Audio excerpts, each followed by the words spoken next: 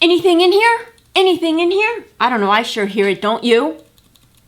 Something's definitely wrong because the other night my Durango pulls up into the driveway with just one headlight working. Yeah, like a pirate. So we're gonna find out and troubleshoot what's wrong with this bulb and perhaps it needs replacement.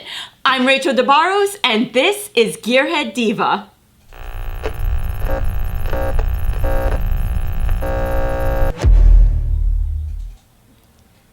Welcome back, and Gearhead Diva. On this Tuesday night, we had some of our audio issues resolved because this is a fun project. So yeah, the Durango pulls up, and I have a 2014 Durango Citadel. So yes, third gen. So this is going to apply to all you third gen Durango owners out there. But not just that, we're going to go through the process, and this pretty much applies to everyone else as well. It's just the location of the bulb might be a little bit different.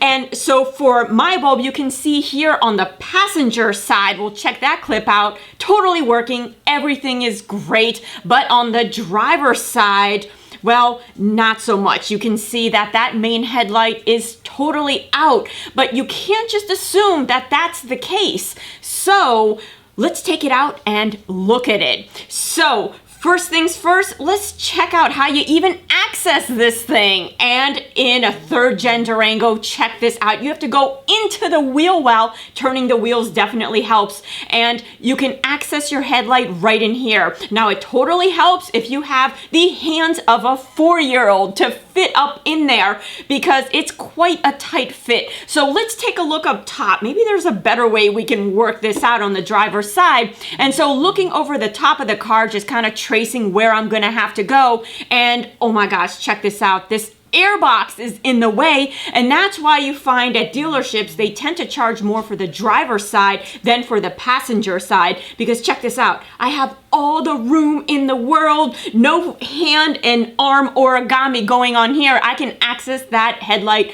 no problem. But for the driver's side, well, that airbox is going to have to come out if I'm going to do some work here. So let's get started. I can certainly skip forward, but I know some of you have never done this before, so I figured let's go through the steps. So typical airbox has some clips on the sides. I believe I had 2 or 3 of them. And the objective is just to loosen this thing and get it off to the side. You don't have to completely remove it. But for my purposes, as you'll see next, well, I totally removed it because it turns out, yes, I am putting in a cold air intake. So the whole thing has to come out for me, but for you guys, not so much. So now you see the air filter there, and this is a good time to change it. Check it out, turn it around, looking pretty okay. I'm just gonna set it aside on a clean place. And continuing on with our airbox removal, I'm removing any connections, and you can see here I'm making, oh, I snapped it. I made quite swift move of that, but now I'm moving on to the molding that houses that intake tube. So you can see here that I am definitely taking my time since I snapped the other one off, which for me doesn't matter because I'm putting in that cold air intake. So nobody saw anything. So the molding is off, and you just want it so you have room to play with that intake tube. And now we have the bottom of our airbox here, and you can see it's held in by 3 grommets. So a nice sharp pull upwards is all that it takes, but you want to keep track of your grommets because you want to put them back in. And so, whoops, one of them kind of fell down, but I got it. It didn't get lost in the engine bay. So I'm just counting up here. I have 3 of them here, I believe, and they're all here, and we're ready to go. So, am I gonna get at this from the bottom? You can see in a moment, I'm gonna point to that dust cap, and I'm not quite sure if I'll be able to get hand and maneuver and get dust cap and hand out at the same time. So let's go up top. I think that's how I'm gonna do it. So sticking my hand in here, I'm just turning it counterclockwise to get it off. It comes off really, really easily. And I'm just gonna pull that off to reveal the HID bulb. And so far all looks good. I don't really see any moisture accumulating. So maybe it's a burned out bulb, although these last a long time. You can go an entire lifetime without changing an HID bulb. So there it is. And it comes out pretty much like your dust cap did. All you're gonna do is take that and twist it counterclockwise as well, like I'm gonna do here in a moment. And this was kind of tough to maneuver the camera and maneuver my hand and the bulb at the same time, so you're seeing a lot of exciting risks. Oh my gosh. But eventually I do get that bulb out, and you can see that it's connected. So don't just pull it out, just let it rest, giving yourself a little room to work on that connection. So once I had it unconnected, and we'll see more details of that later, you can see that there's a white ring on it, like a white clamp that rotates. This is what holds the bulb in. So you can go ahead and remove that, because we're actually gonna reuse this for our new bulb. And there's our old bulb. Let's take a look at it now closely here. I have it for you guys. Now, the problem with these HID bulbs is that it's kind of tough to just visually look at it and know that something's wrong. So I'm gonna hold it up close in front of my face so it actually focuses on it and not my face. And you can see cool HID bulb. There's this glass globe kind of here on the inside. And if I turn this around, you see that there's a white cloud there, and the edges of my glass globe there look a little burnt maybe, but we have to remember that HID bulbs don't have a full filament like your regular halogen. With your regular halogen, that filament, electricity runs through it, it gets really hot and it glows. Well, your HID bulb doesn't have that. It actually has two electrodes and an arc is formed.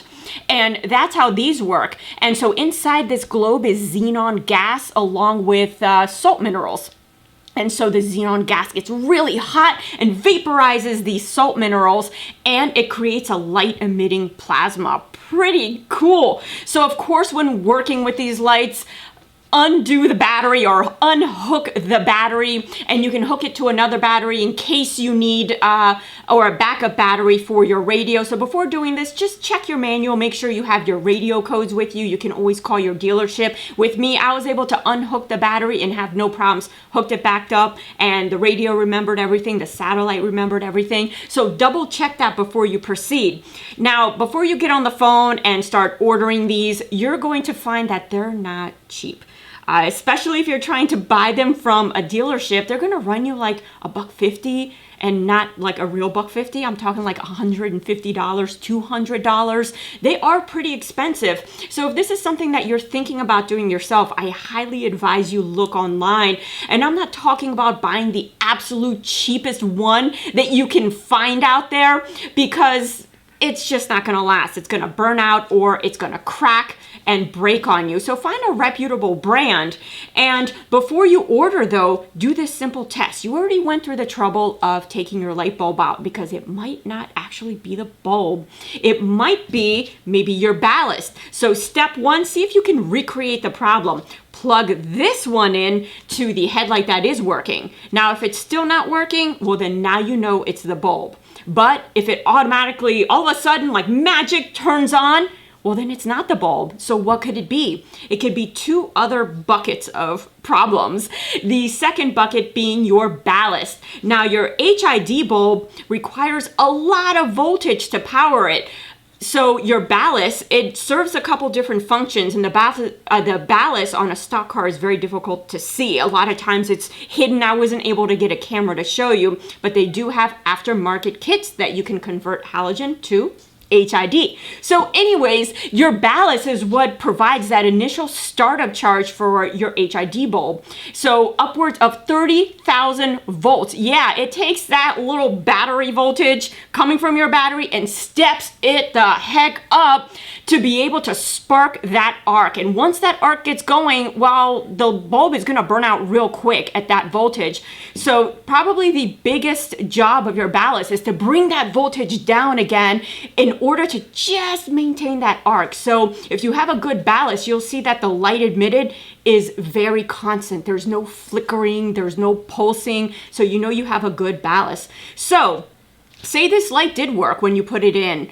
And now how do you test the ballast? Well, you take then the ballast you suspect is bad and swap that to the other side and see if that works. Now, if your ballast is working, well, maybe the next thing to check is your third bucket, which includes a lot of stuff. So I'm just gonna call it wiring. It's a huge bucket. This can include fuses, your headlight switch, relay switches, the actual wires and connectors coming to and from your headlight. And also look for signs of moisture. So those are the three things you wanna check before just simply buying a light bulb. Now, of course, this failed the first test. Totally didn't work. So let's get the new one in and check out what it looks like. It's so spanking brand new. And one thing, you never want to touch these light bulbs. Oh my gosh, did you see? The wind almost blew that box over. But you never want to touch these with your bare hands. The oils actually create hot spots on the glass and it can cause the glass to break. So let's get this one in. And remember that white clamp from before? Well, you want to place it on your new bulb and try and remember the orientation. So taking pictures here helps, and luckily I was videoing all this for you guys so I can remember how this all went in. But basically this is going to allow you to screw that headlight back into its socket. So here next you're going to see me trying to wiggle my way back in, and this is where we're going to see how that connector clips in and out. So first things first is remember the orientation of how it was positioned. And in this case, it's pretty easy because it only goes in one way. Thank you. So there it goes. And now we're going to put the locking clip back on. And this is where you have to be kind of careful. It's a tiny, very specific little clip. And here I go, fumbling a little bit, but trying to get it on there. Oh my gosh. Oh my gosh. All right. That did not fall. My thumb saved the day, but it's on there now, and you can see you just have to lift it over a ridge on the back of your headlight, and there I have it. And you know it's in when you can wiggle it back and forth. It's like spring loaded. So now this is ready to go. And again, wearing gloves is probably the best thing to do here. I'm not doing it because I felt that the gloves just kept getting hung up on everything. Everything I touched kept grabbing the glove. So I was very careful not to touch the bulb. So here I am trying to screw it back in while also staying out of the way of the camera for you guys. But it looks like I'm pretty successful here. And now we're going to protect our new installation with the dust cap. So this is when things start getting a lot easier, and you want to screw that on clockwise, and then you want to make sure it's all nice and tight. And it's kind of tough getting your hand in there and maneuvering, but eventually you'll get it all back together again. I know that I did. And just giving it a double check, everything is nice and tightly on there, and well, let's see if it works.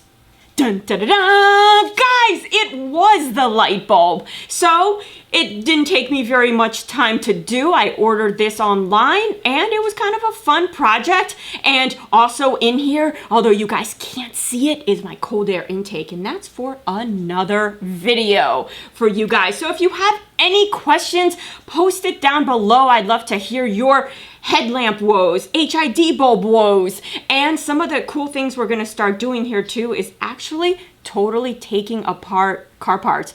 Can you imagine what's inside here?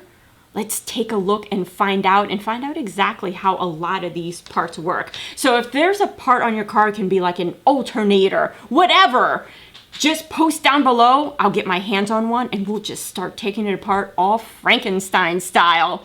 So I hope you guys have fun. I'll read all the comments below, and I'll see you guys next Tuesday. I'm Rachel DeBarros, and this has been Gearhead Diva. See you guys.